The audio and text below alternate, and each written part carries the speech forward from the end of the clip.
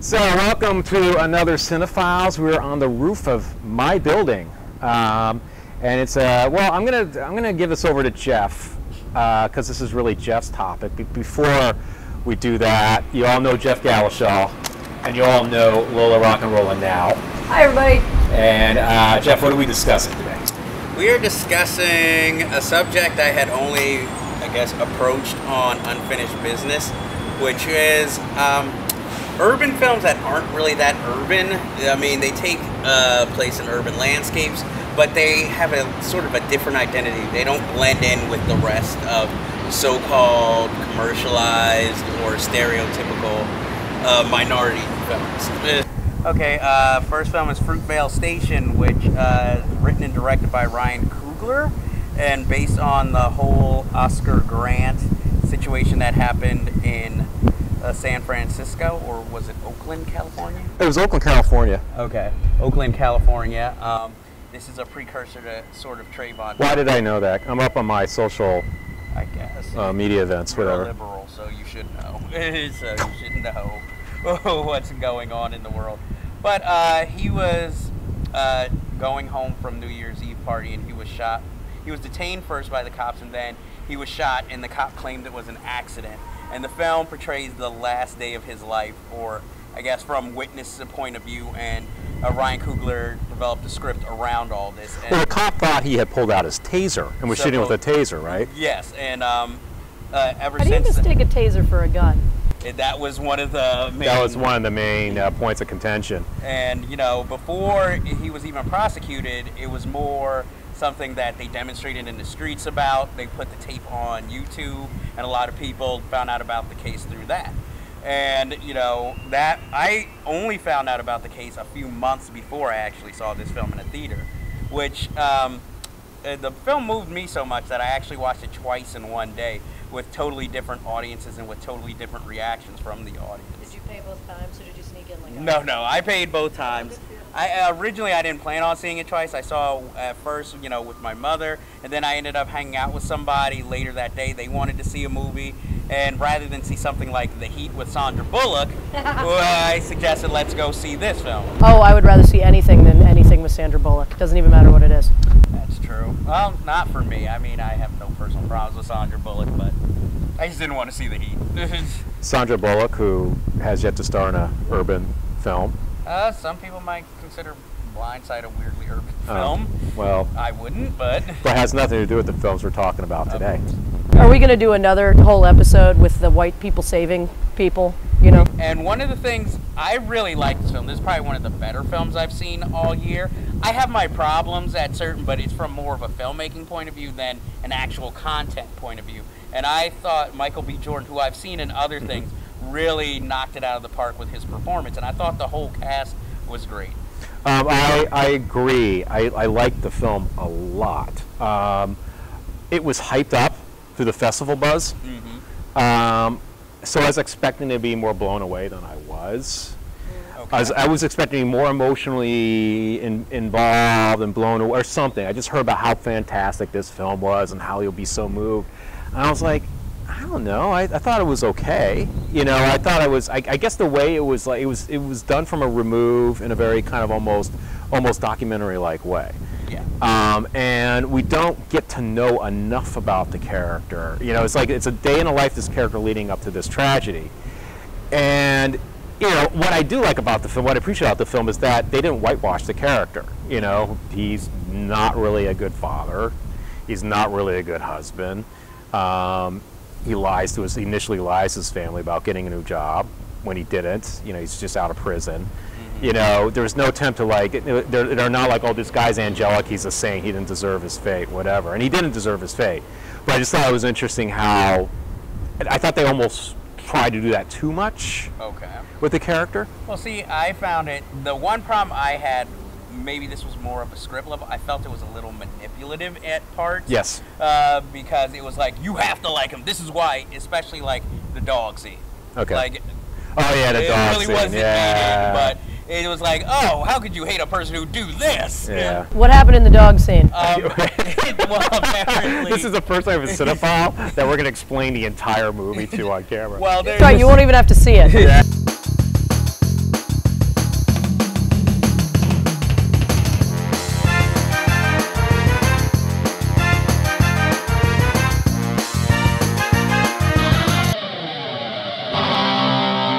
Well, he's getting gas, and then off screen we hear like a dog get hit by a car, and then he goes out to the dog, and as the dog is slowly dying, he's cradling it in his arms, and you know he's saying, you know, it's not your fault. Who the hell would do something like this to you? And then you know eventually the dog dies, and then he just walks away. I don't know. I can't put my finger on it. Well, after I watched it, I felt a little cold. Maybe because like I'm so familiar with the story. Okay. And what I felt like I was watching was a dramatic reenactment. Well, it could be if you Like a Lifetime made Kind of like for you would see on TV kind movie. of thing. I have to say, out of the films I've seen this year, and so far, I haven't seen too many that I would consider to be great films. It is one of the best. Okay. But I It's don't. the best film I've never seen. It's the best film she's never seen. I will say though, it's not my favorite out of the films we're supposed to. Okay, we no weren't problem. supposed to discuss today. Okay. I think it's interesting, just you were talking about the different crowds, like how the white audience was, you know, like for me as a white person or whatever, like I have a real problem with authority, so anytime a cop does anything to anybody, I'm instantly on the other person's side. You know, it doesn't matter, it's not a race thing, it's just that like, I think a lot of people take advantage of their positions, and I know that there's a lot of good police out there, but at least, you know, maybe it's like living in New York or like some of the things I've seen. For the most part, I'm always siding with the other person. If there's a cop and another person involved, I'm like, oh, he did it, he shot him, yeah. You know what I mean? Like. Speaking of which, the police are coming to get you right now. For not watching any of the movies we're to discuss today. Damn it. It's the cinema police. The cinema police. But I love that. I guess my last word on this film would be, I think the director has talent, but I think the performances more make the film than the filmmaker I agree. makes the film. I agree. I'll admit I cried both times. I will just go at random because this one I really want to talk about because it's a strong subject. Pariah, which is directed by Dee Rees, and it is shot by Bradford Young, who the only reason I know that is because I think everything he's a DP on, he makes look luminous, colorful, and just beautiful. What else has he done? He has been a film called Restless City, which is about African immigrants falling in love in New York City. With this tale, it's about a teenage girl kind of coming into her sexuality. She's a lesbian, but her mother is heavily religious, and she's afraid to tell her because of her reaction, and also she's falling in love for the first time with someone. And it tracks not only her development, but once her family finds out how they treat her, and I guess generally the people around them, their thoughts on that. And I thought it was a film that I thought was majorly overlooked. I mean, if you read like Filmmaker, Movie Maker magazine, you might have heard of it, but you really didn't see any. Pariah was huge on the in festival circuits. It was huge. And that seemed, but to me, that was the problem. Is that was the only place it was huge. It didn't seem to get any like general. Yeah, I didn't seem to it go anywhere beyond that. I mean, it got picked up. Well, it had art house release. I mean, I remember it was at Sunshine for a little while, you know. But I think generally that's the problem with all the films we're mentioning today is that they're good in film festival circles, but after that it's like they stop even, you have to find them. Straight to cable or, Exactly. yeah. Right. Well, this is even like this didn't come out during the the advent of the video on demand thing, where it's like comes out in the cinemas for a week and it's on video on demand. This is the one that blew me away the most. I was Interesting. surprised. One, it's a damn good movie. It's really good. Two, it deals with a subject you don't see tackled at all. Yeah, as far as, you know, the gay community, Pariah was a huge movie for the gay community because there's not a lot of like outspoken films about what it's like to be like an African American lesbian, you know, and Especially the only one that's a teenager. true. Yeah, and it's, you know, it's sort of a different thing, you know, in some communities, especially religious communities, you know, black religious communities, you know, the whole, it's almost like a perpetuation of the species. Like when I came out to my mom, her first thing she said was, you know, are you still going to breed? You know, because we're Jews and you have to keep doing whatever, you know what I mean? And so like repressed groups, you know, repressed groups have that on top of it. Oh, well, you have to perpetuate your you know, your thing too. So. And so you immediately went out looking for Pam Grier. Yes, exactly. If you're single, no. Anyway. Yeah, no, that's the thing that I thought was amazing about Pariah. That it's one thing that in the African American community they deal with gay. It's another thing to deal with lesbian gay. It's another thing to deal with a lesbian teenager. Yeah, it's. And I thought that was just mind-blowing. Well, and friends of mine that are black lesbians, like Pariah was like a really important film for them. You know, it was like one of the first films to actually, you know, they felt one of the first films to really speak for them. The ones that you selected, this is my favorite film of the bunch. Well, I mean, one of the reasons I also felt like maybe it didn't get mainstream is like what you were talking about, like how certain people in the African American community who are particularly religious like to act like this doesn't exist, or they refuse to accept it. So I felt like maybe that was why it didn't get a lot of support from African American communities. Okay, I will go for a different slice of life, I guess, this time. Medicine for Melancholy. The one that I feel like really had no word of mouth on it. I think I saw one article on it. It had a bit of word of mouth. I saw a cover story in Filmmaker magazine. They had a lot of buzz in the festival circuit. I am not included into this festival circuit, so I do not know. It takes a kind of a conceit that we've seen in other films, you know, the whole let's have two people spend the day together and slowly fall in love. Kind of like a Richard Linklater piece. And, yes, but to me this one, I guess, was a little different because A, it was shot differently. You know, it was a lot more vivid in its visuals, and also it started talking about gentrification and the changing neighborhood, but more from an African American point of view instead of always. Actually, two African American point, and two maybe possibly dissenting point of views. But I thought it was interesting. But I mean, I really enjoyed that aspect. I enjoyed the romance, but I enjoyed that other aspect a little more. We should explain. It deals with the aftermath of a one-night stand. So they've between already two African Americans that live in San Francisco, and one of them decides that he really wants to look up this girl he slept with and see if he can't date her. And they're both living in a city where like a very minor population of that city is actually made up of African Americans. There's a lot of resentment on the guy's part that he feels that most of the African American women are dating white men, you know, that kind of thing. Whereas the African American woman in this relationship doesn't understand what his problem is. I just really enjoyed this film. Again, another one I had to discover more on DVD than anything else. And, you know, it made me look at the director's other work, which unfortunately has been more in commercials and short films. Yeah, I really like Medicine for Melancholy, actually. I thought it reminded me a bit of a kind of Richard Linklater meets Jim Jarmusch in a weird kind of way. Okay, it's just a film I wish more people would be inspired by and saw. And, you know, even if it's just a word of mouth hit, I would like it to be that way because it's just a nice, subtle little film and that I really enjoy that I never hear anyone talk about. One of the things that I guess, for me personally, makes me mad, not mad, but bothers me when it comes to African American cinema is like the titles we're talking about, you know, it seems like minorities always seem to want something different, and then when something different comes out, none of them go see it. Right. Interesting. And it seems like they'll go see like, again, Transformers 12, but it'll be like, you mentioned one of these films, oh, I don't want to see it, or I'll catch it later when it comes on DVD. But they fail to see that if you're not financially supporting this film by going to see it in a theater, the studio's not going to give the next guy who wants to make a film like this, or woman, you know, any money. Well, maybe that's not the particular crowd. Like, you know, I always get, when I do film festivals, and I've done film festivals all over the place, they always put me with the lesbian films, and I make movies like John Waters, and so there'll be whole crowds of people going, you know, if they put me with the drag queens, you know, then it would be like as rowdy as the film festivals that I throw, you know what I mean? This film, to be honest, I think why this might have been a hard sell to a minority community. Well, minority, I mean, what is a minority community these days, right? To the African American community, is that it's a hipster film. Okay. It's a hipster film. These are African American hipsters, basically. Even though one claims he's not. He really is. No, but it's you know, that's their circles. That's their nightlife. That's where these characters go to and hang out at hipster parties, DJ parties, stuff like that. The whole soundtrack is a hipster sound. It's an indie music soundtrack.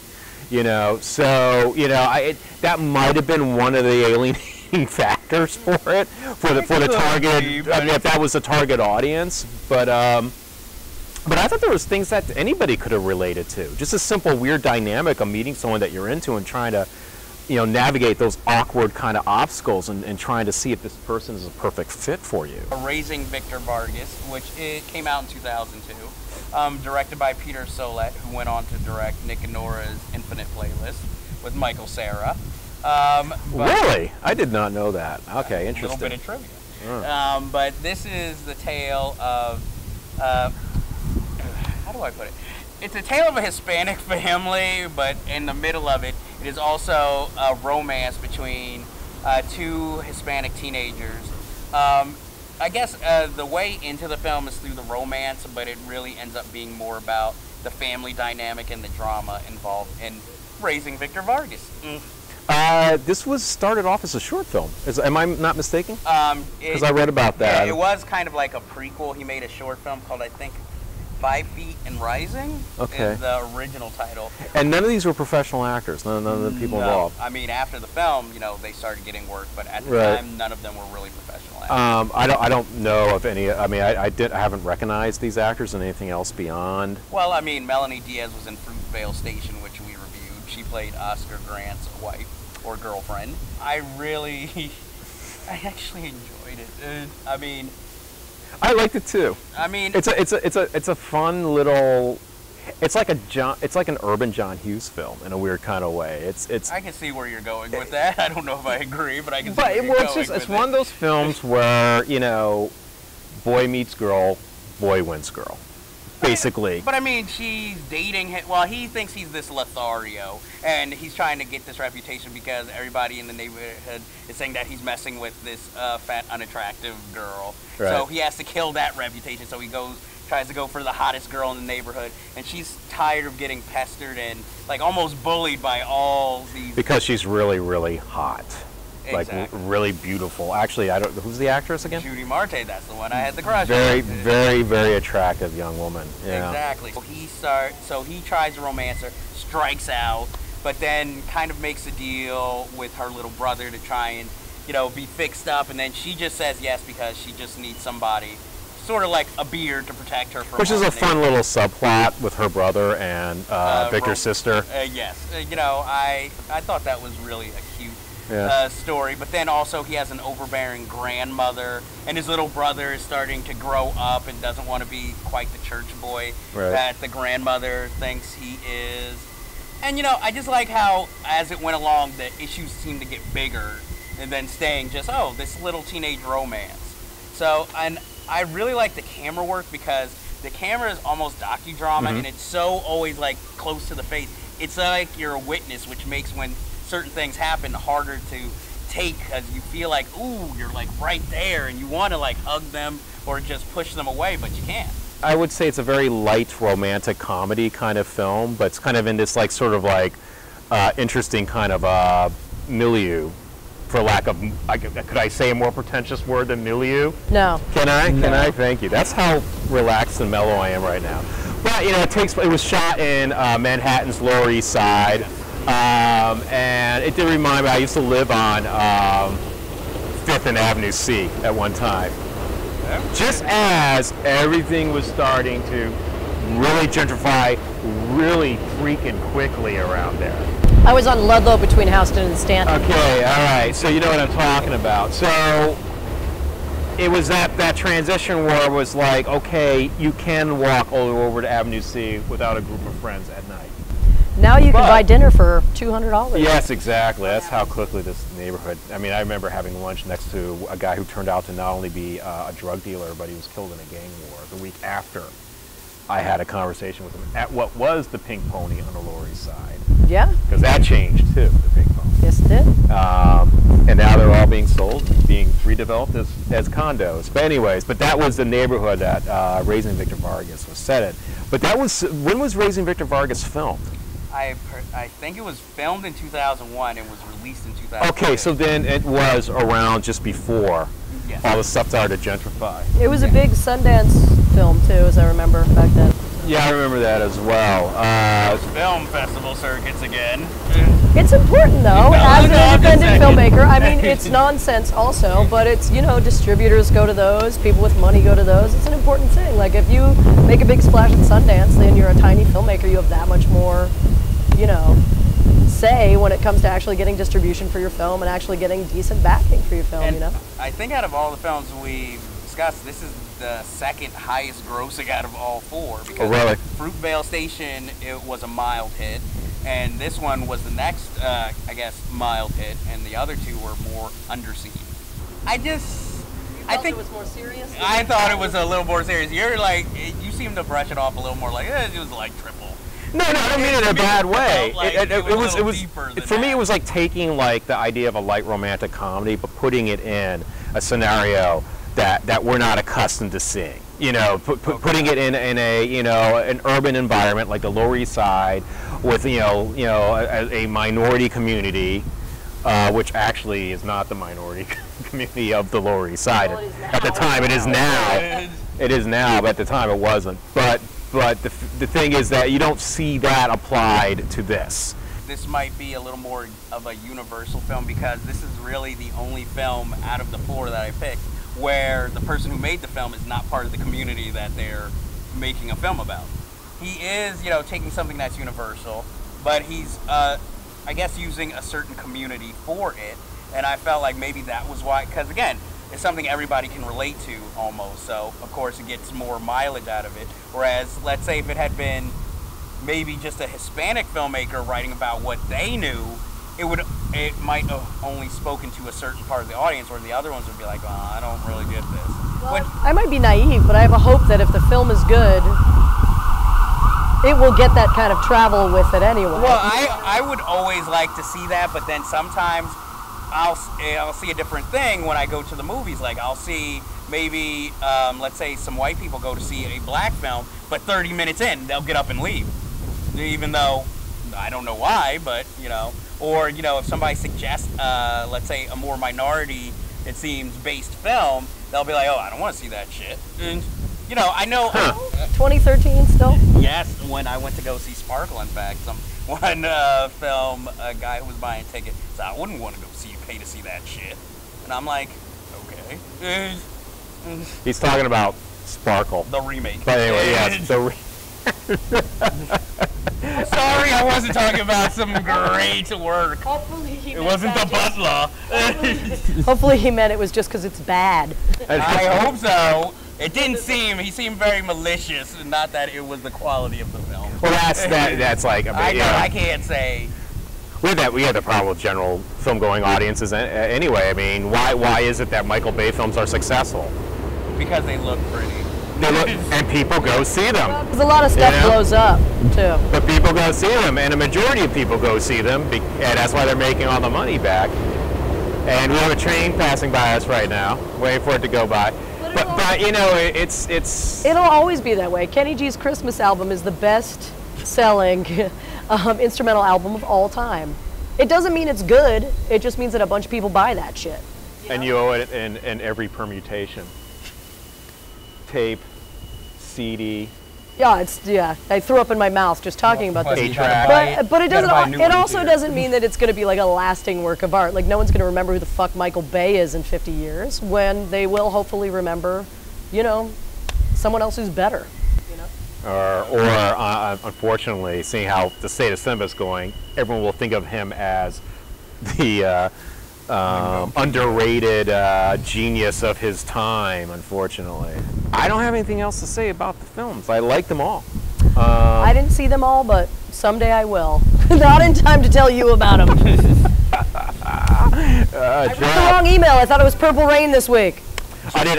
The one I was most blown away by was Pariah, I would say. Well, I was happy that you enjoyed all of the films. I didn't throw in one bad one to be the placebo of the group. Hey, sometimes you gotta throw in a film that you don't like, because that warrants as much discussions as the ones you do. Otherwise, it's a boring conversation. Well, I want people to go see these films. That's why I brought them up. And that is a good motivation to have. And all these films are well recommended by both Jeff and I. I thought they were all excellent. In fact, after you did the topic, I did the research, watched all the films, I texted Jeff immediately. I was like, good, these are good choices. Exactly. So anyway, so that was it. I don't know why you were surprised, but I like being surprised. That's the point. Okay, I mean, there's so much shit out there these days. I know, but I don't recommend shit usually. I said usually. I love really crappy films, so I'm going to recommend some shit for you next time. Okay. All right, thank you, Lola. You know, she just needs to have something to say, a topic that she. Be like, well, Sparkle was hasn't not seen. shit to let you people know. The remake. The original. Oh, the remake. Well. The remake. Well, that ends this show on urban films that are not about the usual stuff that are urban. If you want to just make it simple, urban films that are not urban. And you can't get more urban than a train passing by, you know, where we are in New York City right now. Well, actually, we're in Brooklyn. We're in my roof, actually, and we're in Bushwick, which is quickly gentrifying in its own right. It's losing its urbanness. Oh yeah, 6 years ago. There'll be a sequel to this show. So there'll be a sequel to this show. Eventually. But anyways, we'll come back with more shows. We'll be back with Edwin Samuelson and Mike Foltz, and Andre's going to be sitting in on some shows as well. Andre Joseph, our good friend who's been featured on Unfinished Business, he'll be sitting on some CineFile episodes. So check us out on Google+, check us out on Facebook, check us out on Twitter. We're all individually on Twitter. Check out his Facebook page, Unfinished Business, and Unfinished B1 on Twitter. I'm losing my voice. The train is arriving. Adieu. I'm so relaxed. Yeah, let's go take a It's just, I'm not going to even shut off the camera. I'm just going to sit here. Just let it run out. Just let it run out. It's pretty out here.